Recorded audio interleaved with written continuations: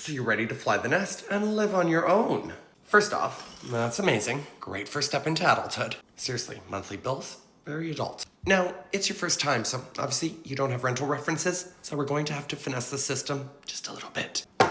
So let's have a chat. I'm your realtor now. Obviously, I'm hired, if you're still here. By the way, this is the first house I ever sold in Toronto, and I sold it in 2 days. So number one, we make sure they know every cent and every last account that you have, because proof of cold hard cash on hand, helpful. Number two, we're going to call your boss, or HR if you work for a massive company, whichever. And we're asking for a letter of employment and a letter of personal reference. And when asking, politely, of course we always ask politely, let them know that you're looking for a new place and not a new job. You don't need to freak your boss out. And ta-da, now you have proof of employment and a strong personal reference to add to your rental application. Number three, we might need to phone a friend, parent, or rich auntie, somebody solid. And we're going to see if they will be your guarantor. Now, what does this mean?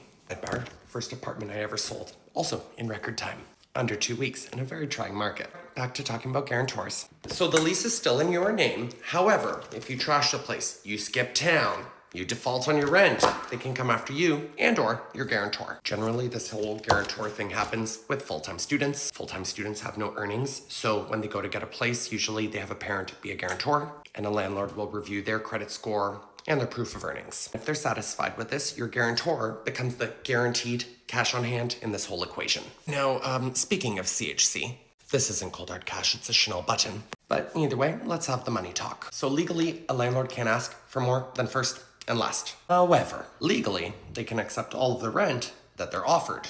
And this may stun you, however, a lot of people do this for a lot of different reasons. And my approach, if financially possible, of course. I mean, in this economy, not many of us are very flush, but here's my approach. For every ding on your application, dump in a month of rent into your deposit. And a list of dings, here you go. Cruddy credit or being self-employed. Combined earnings, less than 3 times the monthly rent. Trust me, the math is mathing on that formula. Think about it. New agents watching this, maybe if you are watching this, a good way to pre-qualify your people. Triple the rent on paper or more, it does help. And lastly, first-time renters or large groups of people moving into one place. Think you and all of your buddies, you just want one big house and you want to share the rent. Those are little dings and they're kind of red flags and, well, you might need to throw a little money at the problem. Again, if financially possible. And lastly, always use a realtor because it costs you nothing. Seriously, you don't pay me. Your future landlord pays me only when I get your butt into their place. At least that's how it runs in Ontario. Feel free to let me know how it works for you.